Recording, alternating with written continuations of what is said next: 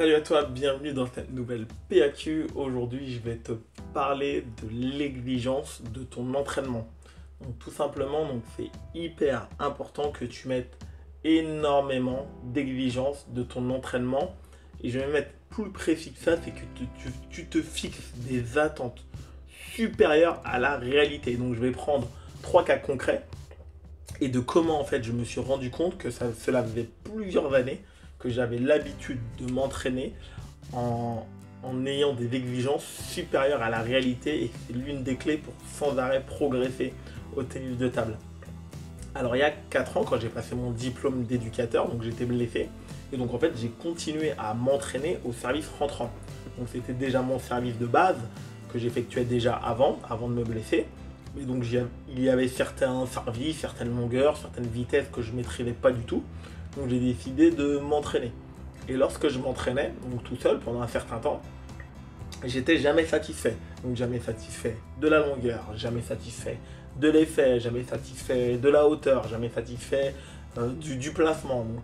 Donc j'étais jamais satisfait. Et au bout d'un certain nombre de mois, donc lorsque je me suis retrouvé dans ma salle d'entraînement en train de m'entraîner, plusieurs joueurs de mon club m'ont demandé donc de faire un petit set, tu connais, voilà, comme d'habitude, de faire un petit set, de remettre mon service. Et là, je me suis rendu compte qu'ils faisaient énormément de fautes, où ils me remettaient très très mal la balle. Donc c'est à ce moment-là que j'ai compris que je mettais des exigences supérieures à la réalité, alors que moi, mon objectif, il est tout simplement, soit le joueur fait la faute, ou me donne tout simplement des balles favorables, et que le service que j'avais déjà à ce moment-là, il était largement suffisant pour obtenir ce résultat. Donc voilà comment en fait j'ai compris que depuis plusieurs années, quand je m'entraînais à faire quelque chose, donc je mettais des attentes supérieures à ce dont j'avais besoin. Mais au tennis de table, c'est pas grave du tout simplement parce qu'en fait, la pyramide des classements et le niveau étant ce qu'il est, il y a toujours des types de joueurs qui vont correspondre à cette exigence. Et c'est ça qui est assez important, ce qui veut dire que même si tu débutes, alors mais c'est vraiment tout débutant, passer les premiers mois d'activité, c'est pas grave si au début l'exigence que tu as elle peut paraître lointaine, mais il y a des joueurs qui vont répondre à cette exigence, qui auront le niveau pour remettre ton topspin, remettre la poussette, démarrer, bloquer. Donc ils vont pouvoir répondre à ce tennis de table que tu vises. Donc ça c'est pas grave d'avoir ce type d'exigence au tennis de table. Donc je fais un petit parallèle, si au foot tu tires dans le ballon à 100 km/h et que ton objectif c'est de tirer à 200, mais qu'on t'explique que les meilleurs joueurs du monde ils tirent à 150, tu vas voir que là, humainement, c'est absolument impossible. Tandis qu'au tennis de table, dans ce que tu vas pouvoir produire, il y a toujours des joueurs qui auront le niveau pour te répondre. Donc ça, c'est quelque chose qui est quand même assez agréable. Donc on peut mettre les exigences bien au-dessus et c'est ce que tu dois faire.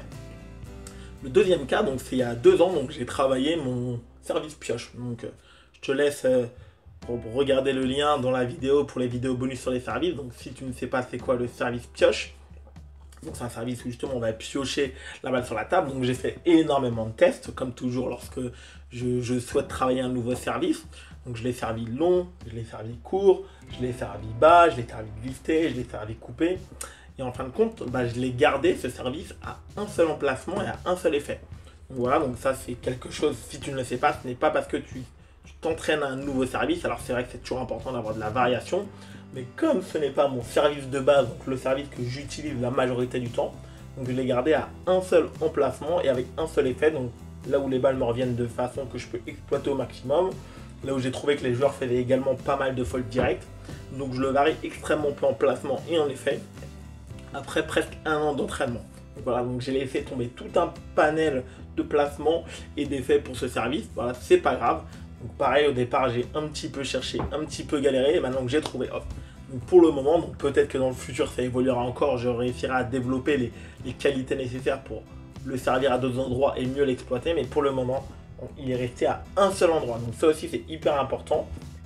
Sois exigeant par rapport à l'efficacité de ton service. Donc si tu sers partout sur la table, mais qu'il n'y a aucun retour de service que tu peux exploiter, réduis le champ jusqu'à arriver sur des conditions favorables pour toi. Et la troisième chose dont je voulais te parler, c'est l'année dernière, donc sur la saison 2016-2017. Donc j'étais hors de la région Île-de-France, donc je me suis entraîné à peu près sur une année, donc à peu près un peu plus d'une trentaine de fois. Donc parfois 1 fois par semaine, parfois 2 fois par semaine. Et il n'y a pas une seule fois où j'ai été capable de produire une séance d'entraînement de qualité. Donc vraiment en m'entraînant correctement, donc en mettant beaucoup de balles sur la table avec de la qualité, avec de la régularité pendant 1h30, 2 heures. Donc que ce soit des matchs ou que ce soit un entraînement. À chaque fois, j'avais peut-être bien sûr des points, certains moments où j'étais capable de produire un très bon niveau de tennis de table, donc en gros de me rapprocher de mon meilleur niveau actuel.